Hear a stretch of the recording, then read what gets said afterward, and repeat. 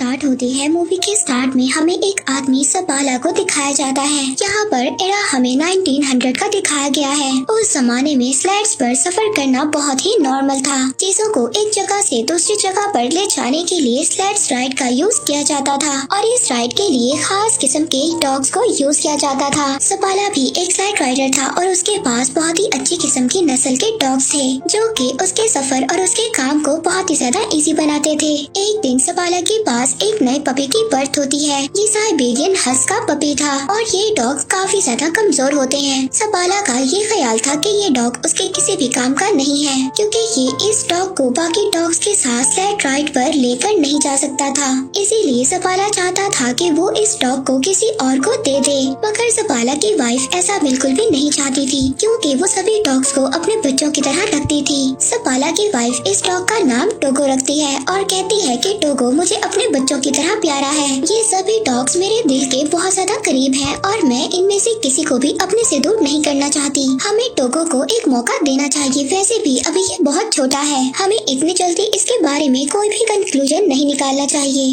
अब सपाला ऐसा चाहता तो नहीं था मगर फिर भी वो अपनी वाइफ की बात को मानता है। अब जैसे जैसे वक्त गुजर रहा था टोगो बड़ा हो रहा था, लेकिन टोगो काफी ज्यादा शैतान था और उसने सपाला के नाक में दम कर रखा था। सपाला की वाइफ हमेशा सपाला से यही कहती थी कि वो टोगो को अपने साथ स्लेड राइड पर लेकर जाए, मगर सपाला अपनी वाइफ से यही कहता है कि टोगो अभी बहुत ज्यादा वीक है और ये स्लेड राइड पर सरवाइव नहीं कर सकता। सपाला अब एक दिन टोगो को अपने फ्रेंड को दे आता है, मगर सपाला की वाइफ ये जानती थी कि टोगो जितना ज्यादा शैतान है उसको कोई भी नहीं रख सकता और अब होता भी ऐसे ही है। अगले दिन सपाला का फ्रेंड टोगो को वापस ले आता है और कहता है कि ये तुम्हारा डॉग बहुत ज्यादा शैतान है और इसे मैं अपने साथ नहीं रख सकता। और इस बात पर सपाला की वाइफ बहुत ज्यादा मुस्कुराती है क्योंकि टोगो वाकई ही शरारती था। सपाला जब भी अपने बाकी डॉग्स को राइड पर लेकर जाता था तो टोगो उसके पीछे आता था। हालांकि सपाला टोगो को फेंस के पीछे बांध दिया करता था, मगर फिर भी वो जमीन को खोदकर वहाँ से भाग जाता है और सीधा सपाला के पीछे जाता है। अब टोगो के आने से वो बाकी डॉग्स के साथ मस्ती करता है, जिस वजह से सपाला की प्रैक्टिस खराब हो जाती है जो वो अपने डॉग्स के साथ कर रहा था। एक दिन वो पानी में भी गिर जाता है। सपाला उसकी शरारतों से तंग आ गया था, इसलिए अब वो टोगो को रूम में बंद कर देता है,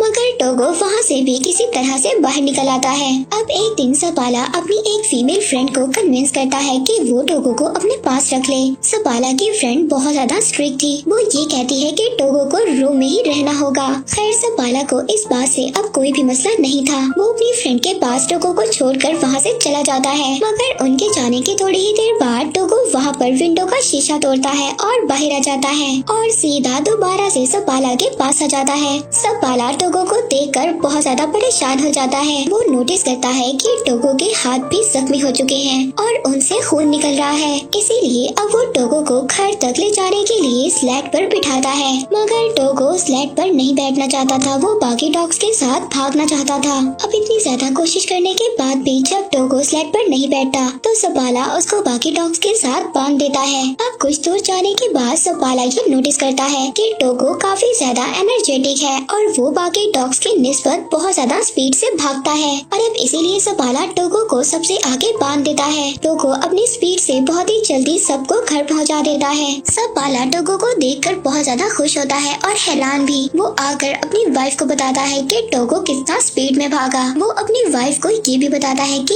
ये एक लीड डॉग है। वो टोगो को देखकर बहुत ज्यादा खुश हो रहा था। सपाला की वाइफ भी टोगो को देखकर बहुत ज्यादा खुश होती है। इसके बाद सपाला अपने शहर में टोगो की मदद से बहुत ज्यादा स्लेड रेसेस जीत जाता है और आहिस्ता आहिस्ता सपाला और टोगो बहुत ज्यादा फेमस हो जाते हैं। वक्त इसी तरह गुजरता रहता है और अब 12 साल हो चुके थे। हम देखते हैं कि टोगो अब काफी ज्यादा बूढ़ा हो गया था। एक दिन अपने सफर से वापस अपने शहर में आता है तो उसको ये बात पता चलती है कि शहर में एक बीमारी फैल चुकी है। उस बीमारी का नाम था डिप्थीरिया और वो बच्चों पर बहुत ज्यादा इफेक्ट हो रही थी। इस बीमारी से बच्चों की जान भी जा रही थी और सब लोग बहुत ज्यादा परेशान थे। अब मेयर वहाँ पर एक मीटिंग बुलाता है जिसमें सपाला भी जाता है। मेयर बताता है कि इस बीमारी का एक एंटीडोट भी है जो यहाँ से 600 किलोमीटर दूर नेवाडा में है, लेकिन वहाँ पर जाना बहुत ज्यादा खतरनाक है क्योंकि एक बहुत बड़ा तूफान आने वाला है। मेयर वहाँ पर सपाला से भी मौसम के बारे में पूछता है तो सपाला उसको जवाब देता है कि जब मैं वापस आ रहा था तो मौसम को देखकर डॉग्स भी घबरा रहे थे और टोगो भी बहुत ज्यादा घबरा रहा था। टोगो ने काफी साल बाद कुछ ऐसा किया है और अगर वो मौसम से घबरा रहा था तो हमें भी घबराना चाहिए। इसके बाद सपाला वहाँ से चला जाता है। सपाला जब बाहर आता है तो एक डॉक्टर उससे लिफ्ट मांगता है। अब सपाला उसको अपनी स्लेड पर हॉस्पिटल छोड़ देता है। हॉस्पिटल में जाकर सपाला देखता है कि सब बच्चे बहुत ज्यादा बीमार हैं और अगर मेडिसिन न लाई गई तो बच्चों की जान को भी नुकसान हो सकता है। अब ये सब देखकर सपाला सोच में पड़ जाता है। वो घर आकर अपनी वाइफ से कहता है कि मैं दवा लेने जरूर जाऊंगा। वो कहता है टोगो को भी मैं अपने साथ ले जाऊंगा। तब सपाला की वाइफ उससे कहती है कि टोगो अब 12 साल का हो चुका है और तुमने खुद ही कहा था कि टोगो अब इतना ज्यादा स्ट्रॉन्ग नहीं है और अब तो मौसम भी बहुत ज्यादा खराब है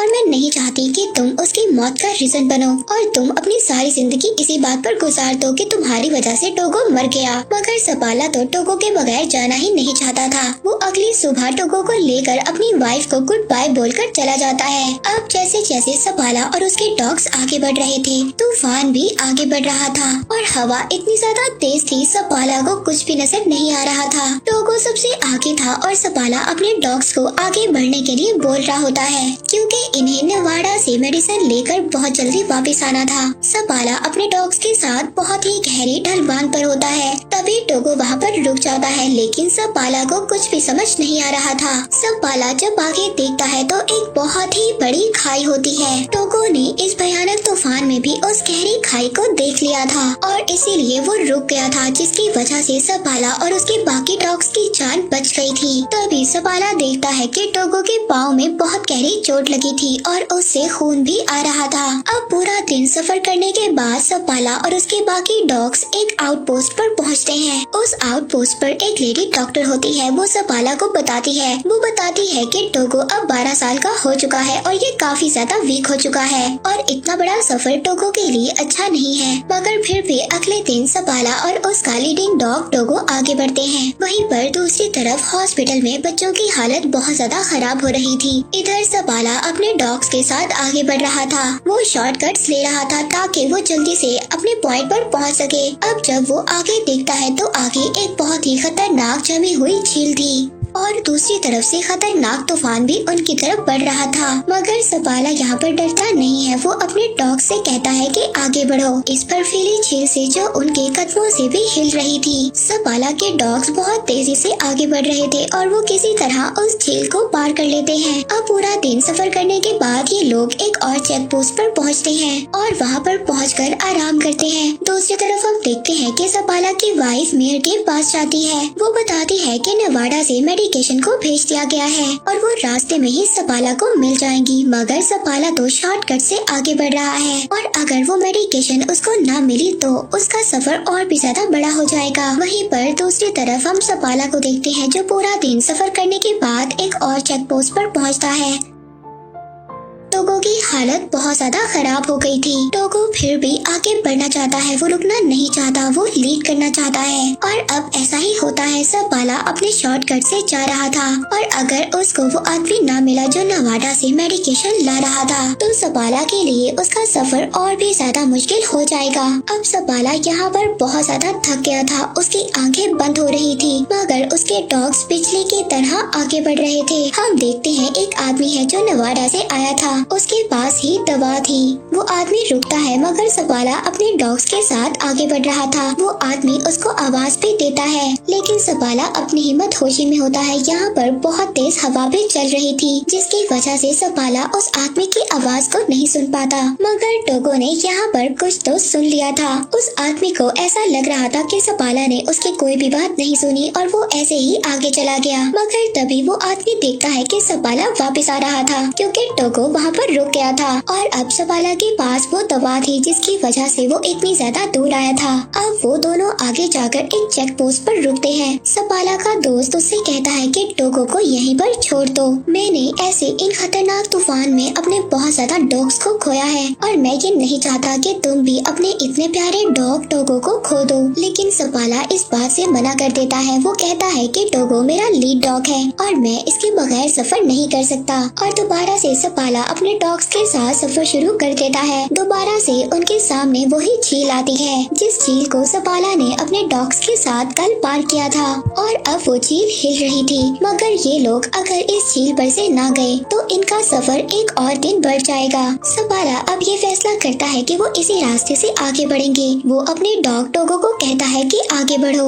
उसके सारे डॉग्स बहुत ही तेजी से उस झील को पार करने लगते हैं और अब उस झील में से पानी निकलना भी स्टार्ट हो जाता है। अगर ये लोग इसी झील में डूब गए तो सबके सब मर जाएंगे। मगर यहाँ पर टोगो और बाकी डॉग्स के स्पीड की वजह से वो लोग किसी न किसी तरह किनारे पर पहुँच जाते हैं। मगर जिस टुकड़े से ये डॉग्स आगे बढ़ने वाले थे तभी वो टुकड़ा हिलता है और किनारे से अलग हो जाता है। अब सपाला टोगो को उठाकर उस किनारे पर फेंक देता है और कहता है कि इस बर्फ के टुकड़े को खींचो। टोगो यहाँ पर बहुत ज्यादा जख्मी था मगर वो जख्मी होने के बावजूद भी अपना पूरा जोर लगाता है और सभी को किनारे पर ले आता है। अब ये लोग सबके सब उस जमी हुई झील से बाहर आ जाते हैं जहाँ पर ये सब लोग फंस गए थे। अब सपाला अपने डॉग्स को किसी न किसी तरह बचाकर एक चेक पोस्ट पर ले आता है जहाँ पर वही लेडी डॉक्टर भी थी। वो लेडी डॉक्टर जब टोगो को देखती है तो उसकी आंखों में आंसू आ जाते हैं। वो सपाला से कहती है कि तुम्हारा डॉग मर रहा है, इसकी हालत बहुत ज्यादा खराब है। वो यहाँ पर सपाला को भी उदास कर देती है क्योंकि टोगो सपाला को बहुत ज्यादा प्यारा था।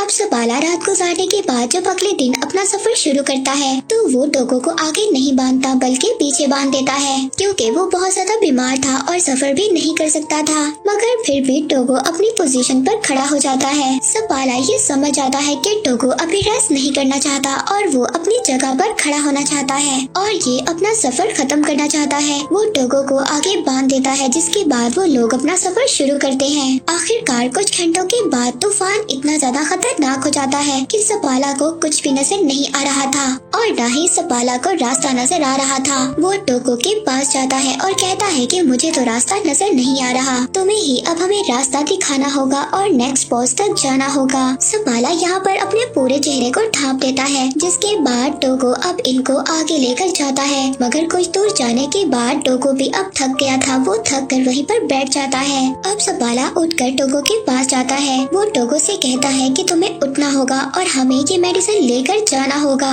और अगर हम आगे अपनी मंजिल तक ना बढ़े तो हम यहीं पर मारे जाएंगे। मगर टोगो उसकी बात का कोई भी रिस्पॉन्स नहीं कर रहा था। सपाला इस बात पर बहुत ज्यादा खुश था कि टोगो की वजह से उसकी जान बच गई। मगर टोगो उसकी बात का कोई भी रिस्पॉन्स नहीं कर रहा था। तभी एक आदमी लैंटर्न लेकर वहाँ पर आता है, यानी कि यहाँ पर टोगो ने अपना काम कर दिया था। उसने सपाला को चेक पोस्ट तक पहुँचा दिया था। वो ये देखकर बहुत ज्यादा खुश होता है क्योंकि टोगो की वजह से सबकी जान बच गई थी। अब सबके सब अंदर जाते हैं क्योंकि टोगो बहुत ही ज्यादा बेहाल होता है। उसकी हालत बहुत ज्यादा खराब होती है। यहाँ पर एड नाम का एक आदमी था जिसको सपाला की वाइफ ने भेजा था ताकि वो उस आउटपोस्ट पर पहुंचकर उस मेडिसिन को ले ले और जल्दी से उस मेडिसिन को लेकर वापस आ जाए जहाँ पर बच्चे बीमार हैं। रात को सबके सब रेस्ट करते हैं। इसके बाद सुबह को वो आदमी वो मेडिसिन लेकर निकल जाता है और कुछ ही देर के बाद वो नॉर्म सिटी पहुँच जाता है जहाँ पर एक रिपोर्टर उसका वेट कर रहा था क्योंकि ये बात न्यूयॉर्क सिटी तक पहुँच गई थी कि एक आदमी इतना बड़ा सफर तय कर बीमार बच्चों के लिए मेडिसिन लेने गया है। अब रिपोर्टर को ये लग रहा था शायद यही आदमी अपनी टीम के साथ वापस आया है और अब वो रिपोर्टर सपाला की बजाय उस आदमी का नाम अपनी न्यूज में छाप देता है। सपाला की वाइफ बहुत ही ज्यादा डिसअपॉइंट होती है। दूसरी तरफ टोगो भी काफी हद तक रिकवर हो जाता है।